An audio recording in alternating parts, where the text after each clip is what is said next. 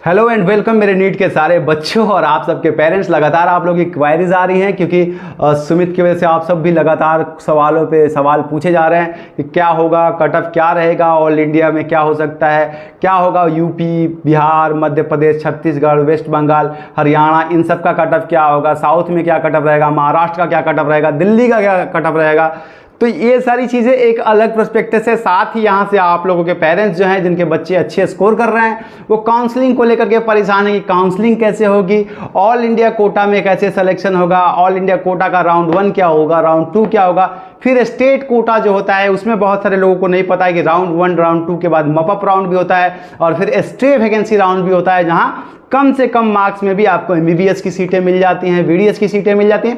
तो ये सारी प्रक्रिया जो है वो काफ़ी जटिल नहीं है। अगर आप उसको ठीक से समझना चाहें तो आपको एक बार में ही समझ में आ जाएगी।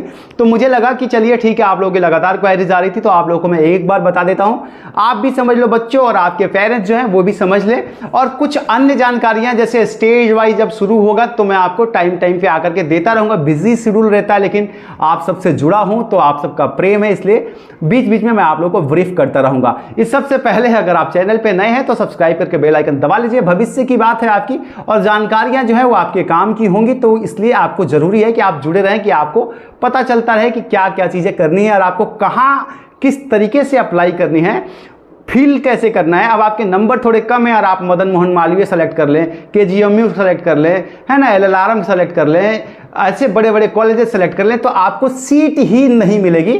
तो आपको सीटों का संचय कैसे करना है, कॉलेज कैसे चॉइस कैसे फील करनी है, ये सारी चीज़ें बहुत महत्वपूर्ण हैं जिसकी आपको जानकारी दे दूंगा मैं। तो इसलिए आपका जरूरी है कि आप चैनल से जुड़े रहेंगे तो आपको सारी जानकारी मिल जाएगी। अब देखिए कटअप की बात करें तो कटअप अब जो है काफ़ी सारे लोगों ने आंसर की भी मैच कर लिया है, रिजल्ट आते ही आपको पता भी चल जाएगा। हालांकि आंसर की से थोड़ा सा ही कम या ज़्यादा होता है, उसके हिसाब से अगर देखा जाए तो पेपर जो है वो पिछले बार की तुलना में आसान नहीं था।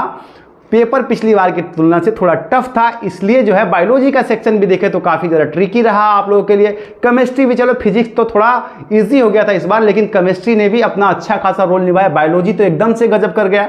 तो इसलिए अगर आपका नंबर थोड़ा कम आ रहा है, भले ही आपको पैनिक का माहौल चल रहा है कि कट ऑफ बहुत ज़्यादा रहेगी, हाई हो जाएगी, ऐसा कुछ भी नहीं है। यकीन कीजिए, आपको वेट करना चाहिए। हालांकि बहुत सारे इंस्टीट्यूट अब आ जाएंगे कि आपका पेपर खराब हो गया है, आप फिर से कोर्स लीजिए, फिर से पढ़ाई कीजिए, ये खैर अलग बात है। लेकिन अगर आपके नंबर थोड़े से कम भी हैं तो आपको परेशान नहीं होना चाहिए क्योंकि पेपर सबका अच्छा नहीं गया है। लगभग हमारी रिपोर्ट के हिसाब से 80% बच्चों का पेपर, 80-90% बच्चों का पेपर जो है मॉडरेट रहा है और बहुत ही हाई स्कोरर बच्चे इस बार नहीं हैं। ज़्यादातर बच्चे 600 के आसपास से ही लपेटे में घूम रहे हैं, तो इसलिए आपको बहुत ज़्यादा परेशान होने की जरूरत नहीं है। 600, 500, 60, 70, 80, 90, 100 यही रेंज बन रही है, इसलिए आप भी और आपके पेरेंट्स भी परेशान ना हो। अब देखिए एक और चीज समझिए कि आप सबका सपना तो है एमबीबीएस का, तो आपको चॉइस फिलिंग काउंसलिंग में भी बहुत सारी चीजें ध्यान रखनी है। ऑल इंडिया कोटा में भी आपको उन कॉलेजेस को सेलेक्ट करना है जो, अगर आपके नंबर कम है, ज्यादा है तो आप बिंदास में आप कुछ भी भर सकते हैं, नंबर कम है तो आप उन कॉलेज, हालांकि इसकी लिस्ट में आपको आगे दे दूंगा, ऑल इंडिया कोटा का जैसे ही काउंसलिंग शुरू होगा, ये बहुत आगे की बात है, लेकिन आपको बता इसलिए दे रहा हूं ताकि आप पहले से प्रिपेयर रहे, एक माइंड सेटअप रहे एकदम से। क्योंकि जैसे ही आता है ना, आप पागल के जैसे भरना शुरू करते हैं तो आप किसी की वीडियो नहीं देखते हैं, किसी को समझते नहीं है। हालांकि उस वक्त मैं आकर आपको बता जरूर दूंगा, लेकिन आज इसलिए बता दे रहा हूं ताकि आपके माइंड में ये चीजें पहले से बनी रहें, आप प्रिपेयर रहें और आपका कोई नुकसान ना हो। तो अगर नंबर थोड़े कम है तो आप उन कॉलेजेस को चॉइस कीजिए जिनकी कटअप पिछली बार मेरिट जो है लो गई थी, तो इससे आपकी संभावना बढ़ जाएगी कि आपको पहले दूसरे राउंड में ही ऑल इंडिया कोटे से भी सीट मिल जाएगी। साथ ही बिहार के बच्चे जो है, हालांकि उत्तर प्रदेश में अब इस बार जो है कट ऑफ डाउन जाएगा क्योंकि मेडिकल कॉलेज और सीटें एकदम से बहुत ज़्यादा बड़ी हैं, तो आपके लिए यहाँ पे अभी देवरिया मेडिकल, बहुत सारे मेडिकल कॉलेज जो हैं नए भी आ रहे हैं जो अपनी सीटें लेकर के आ रहे हैं, 100-100, 200 सीटें। इसका आंकड़ा भी समय के साथ आपको मैं जारी कर दूंगा, वो भी आपको मिल जाएगा, आपको ब्रीफिंग मिलती रहेगी। तो इसलिए आपको काउंसलिंग के वक्त भी इन कॉलेजेस का ध्यान रखना है। मैं तो आपको बता ही दूंगा, लेकिन आप भी अगर बिना देखे जा रहे हैं तो भी एक बार खुद से भी आप एक बार पिछले बार का देख लीजिएगा किस किस कॉलेज का मेरिट कितना कितना गया था। कम मेरिट वाले कॉलेजेस की चॉइस फिलिंग कीजिएगा ताकि पहले ही राउंड में आप निकल जाएं।